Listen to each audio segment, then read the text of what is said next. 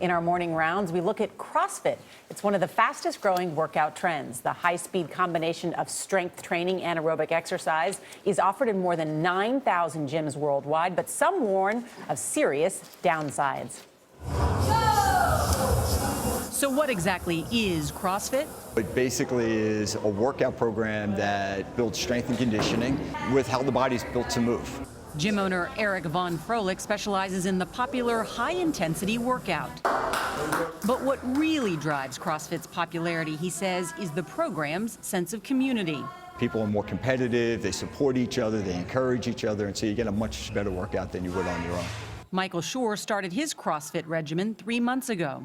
They push you to try your hardest. One of the things they stress is scalability, so if there's something that you can't do, they give you options to kind of scale it down a little bit. While the CrossFit trend has exploded in recent years, so has the criticism. Opponents say the workout is too dangerous and point to the example of a man who severed his spine performing a power lift during a CrossFit competition. Critics also argue that people are more susceptible to injury because of the high-speed pace of the classes. But Von Froelich says every CrossFit gym is different. Do they have an active owner who's putting the right coaches in place, hiring the right people, and all those coaches following through and instructing according to that philosophy? And I think if you have that, then you don't have any problems. It's a new word for me. Yeah.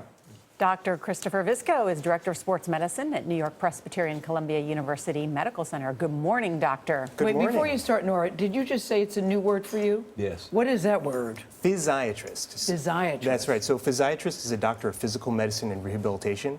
And we take care of people who have functional issues. Physiatrist. Yeah, all kinds of exercise, sports medicine, spinal cord injury, traumatic brain injury. And why is CrossFit, do you think, more dangerous than other physical activity? Or is it? It's not necessarily more dangerous. It's a high-intensity exercise program. By definition, high-intensity exercise programs, when performed repetitively and without break, can be dangerous, can result in injury. So do we do this or not?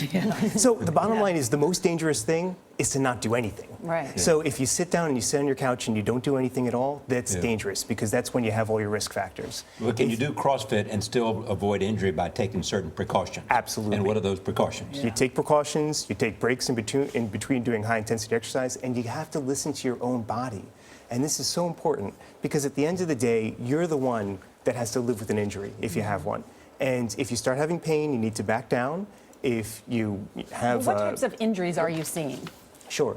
So at the end of the day, everything from blisters and things like this can develop when you first start working out, but tendon problems, bursitis, tendinitis, any kind of joint problems. I see a lot of spine and shoulder-related injuries related to CrossFit.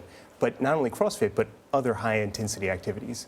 It's not as dangerous as other things like football and rugby and so forth, not as intense as a contact sport, but it can lead to these injuries. But is this considered a hardcore routine and not for everybody?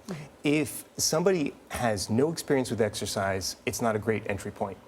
So as you're getting ramped up with your exercise program, the current recommendation is to take it slow, incrementally, and start to build. But I have it's to not say, for everybody. CrossFit is a phase, and not a phase, I should say, Fad. but a fad, thank Sure. you. And I've seen people, and I've talked to mothers who said, I never worked out, now I do it 30 minutes a day, and they are jacked. They look great. I'll tell you what, it's, I mean it.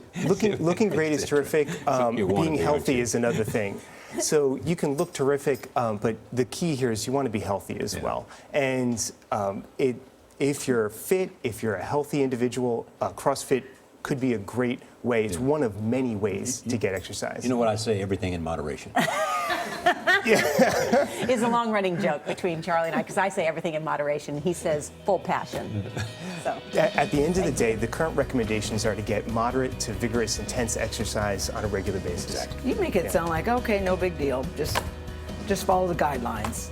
That's what I hear you saying. I'm still not going to do it. Thank you, Dr. Christopher. Thank you.